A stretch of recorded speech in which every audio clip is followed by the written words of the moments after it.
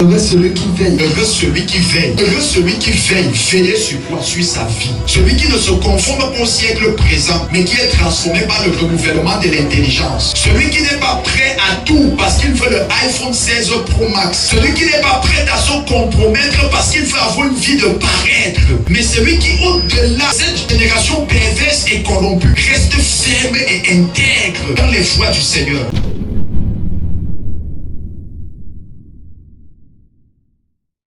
Apocalypse chapitre 16 verset 15. Apocalypse chapitre 16 verset 15. Voici, je viens comme un voleur. Je viens comme un voleur. Heureux celui qui veille et qui garde ses vêtements, afin qu'il ne marche pas nu et qu'on ne voit pas sa honte. Pour celui qui a de l'intelligence, qui parle ici? Hein?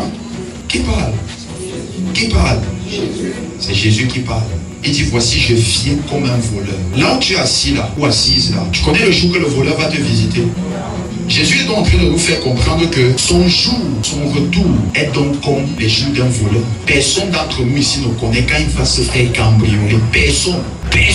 De même, ce jour-là arrivera comme le jour d'un voleur. Et il dit quoi? Continue. Il dit, heureux celui qui veille. Heureux celui qui veille. Heureux celui qui veille. Veiller sur quoi? Sur sa vie. Celui qui ne se conforme pas au siècle présent, mais qui est transformé par le renouvellement de l'intelligence. Celui qui n'est pas prêt à tout parce qu'il veut le iPhone 16 Pro Max. Celui qui n'est pas prêt à se compromettre parce qu'il veut avoir une vie de paraître. Mais celui qui, au-delà de cette génération perverse et corrompue, reste ferme et intègre dans les voies du Seigneur. Celui qui ne regarde ni à gauche ni à droite, mais qui regarde à son Créateur, qui reste focus à son Créateur. Celui qui ne mange pas les mets de la table de Nebuchadnezzar, pendant que d'autres disent que non, c'est la fête, on peut manger les mets, mais toi tu te lèves, tu dis non, malgré que c'est la fête, je dois garder mon identité de chrétien, d'enfant de Dieu. Je ne me compromettrai pas, je ne ferai pas comme tout le monde, mais je vais garder mon identité authentique que le Seigneur m'a donnée lorsque je suis venu à lui. Mais hélas, il y a beaucoup de chrétiens qui se sont compromis. Il y a beaucoup de chrétiens qui sont déjà entrés dans les tendances du monde sans le savoir. Un jour, je suivais la prédication. Un homme de Dieu, sa femme sur une chambre, il a dit en plein culte, ce n'est pas que j'ai quelque chose contre ce que vous organisez, mais il a dit, je n'aime pas trop ce qu'il y a déjà autour des musiques gospel où on dit, pour celui qui chantera bien, il sera récompensé. Et j'étais d'accord avec lui. Pourquoi? Parce que dans la tête de plusieurs, je ne veux plus chanter pour la gloire de Dieu, pour sauver des vies, pour que des âmes soient touchées, mais je veux chanter parce que je veux qu'on m'appelle au Canal d'Or. Je veux chanter parce que je veux qu'on m'appelle au Balafon Award. Je veux chanter parce que je veux avoir des récompenses. Et sans que tu ne te rends compte, Satan est en train de te séduire. Satan est en train de t'entraîner. Il est en train de te dérouter. Il est en train de t'écarter. Il est en train de t'écarter. Il te sort des voies de Dieu. Voilà pourquoi Jésus dit, heureux celui qui veille. Il y a souvent des fêtes où j'ai souvent eu à aller. Quand j'arrive, je vois la façon avec laquelle les chrétiens se comportent. Ceux qui se disent enfants de Dieu, c'est-à-dire qu'ils s'agissent plus que les païens dans une fête. Et ils vont te dire non, c'est la fête. Non, mon ami, veille. Il faut veiller. Ne permets pas du n'importe quoi dans ta vie. Il faut que ta vie soit une vie rigoureuse et stricte. Ne permets pas que n'importe quoi entre dans ta vie. Moi, j'ai cette discipline de vie là et je ne plaisante pas avec. Parce qu'au ciel là, si tu n'es pas entièrement pur, tu ne peux pas entrer là-bas. Si c'est que tu ne te conformes pas entièrement au nom de la parole, tu ne peux pas entrer là-bas. Donc, il est préférable que les gens te disent que tu exagères trop, mais que Dieu te dise, je t'approuve. Si le monde t'approuve et que Dieu ne t'approuve pas, c'est un danger. Et d'ailleurs, tu ne peux pas être en Dieu et le monde t'approuve. Jésus a dit, ils ont fait ça au bois vert, mais pour lui. À plus forte raison, le bois sec, mais pour nous. Ça veut dire, si le monde ne l'a pas aimé, le monde ne nous aimera pas aussi. Donc, un véritable enfant de Dieu ne peut pas être aimé du monde. Il ne peut pas être aimé du monde et il ne peut pas être aimé des lois du monde. Et lui-même non plus ne peut se plaire aux lois du monde.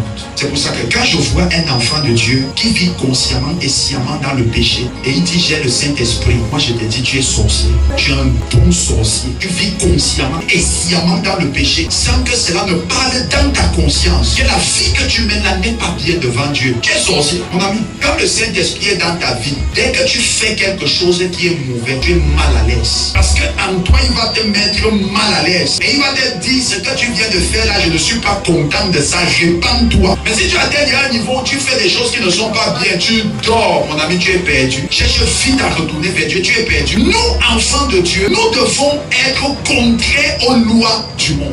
On a déjà investi des pleins pouvoirs de la divinité. On entre dans le domaine des interdits. Il n'y a pas de sacré sans interdit. Tu ne peux pas vivre la vie de Dieu sans interdit. Tu ne peux pas être dans le lieu saint et tu vas aussi dans le lieu profane. Vous savez, pour ceux qui ont eu la grâce déjà d'arriver au niveau du trône de Dieu, quand ils prient, c'est un trône qui respire la sainteté. Tu es pécheur, tu ne peux pas t'approcher de là-bas. Tu ne peux pas. D'ailleurs, la présence qui sort de ce trône va te menacer. Tu ne peux même pas. Et c'est là en fait que tu comprends pourquoi aucun pécheur ne peut accéder au ciel. Aucun. Tout est pur là-bas. Et c'est cette pureté que le Seigneur nous demande de pratiquer. Il nous dit, vivons dans la sainteté, dans la sanctification. Sanctifions-nous. Écoutez, je vais vous dire une chose. Est-ce que tu sais que Dieu peut te bénir même si tu as péché? Tu sais ça? Tu le sais? Tu le sais? Parce que pour vous, souvent, dites Dieu m'a béni. Non. On me reproche quoi? Tu es dans l'erreur. La Bible dit Dieu fait lever son soleil sur les bons comme sur les méchants. Et d'ailleurs, ce sont des lois naturelles. Celui qui travaille récoltera. Donc même quelqu'un qui vit dans le péché, il travaille.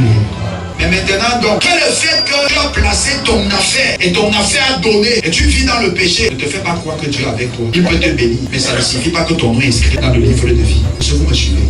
Parfois, c'est ça qui vous trompe sous. Ça dit que ça vous trompe tellement. Ah non, je suis béni, non. Qu'est-ce que les gens là sont en train de me dire? Mes frères, voici mes choses qui sont en train de marcher. Voici mes affaires qui sont en train de marcher. Voici mes affaires qui sont en train de prospérer. C'est une erreur. C'est une très grave erreur. Tu peux être prospère dans ce monde. Mais le jour là, Jésus te dit, je n'étais pas connu. Retire-toi de mon fou le camp. Va loin. Je n'étais jamais connu. Continue.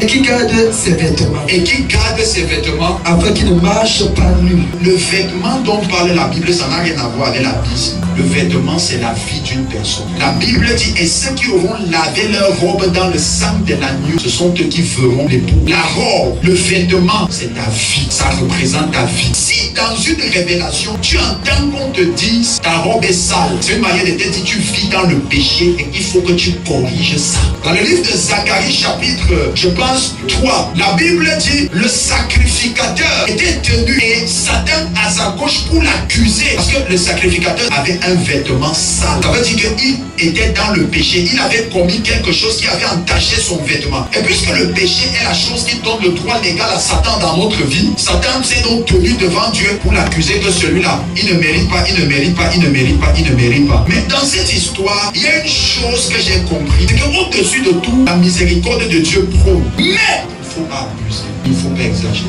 Il y a des gens qui ont souvent l'habitude de dire non, il est écrit, cette fois le juste tombe, cette fois le juste se relève. Il faut faire très attention. Ce n'est pas parce que cette fois le juste tombe, cette fois le juste se relève que tu vas tomber sciemment disant que Dieu va me pardonner. Fais attention. Il faut faire attention. Il y a des gens qui abusent de la bonté de Dieu. Ça va les rattraper. Ils vont payer ça cher, véritablement cher. Le temps de la grâce, il trompe beaucoup de personnes. Parce que dans la grâce, Dieu est tellement amour que les gens pensent que comme ils font du n'importe quoi sans envoi de conséquences, c'est qu'ils sont tout permis. Mais sauf que nous sommes à une période où Dieu use de patience envers tous pour que tout le monde soit sauvé. Il veut que toi tu sois sauvé, que tes enfants soient sauvés, que ton père soit sauvé, que tout le monde dans ta famille soit sauvé.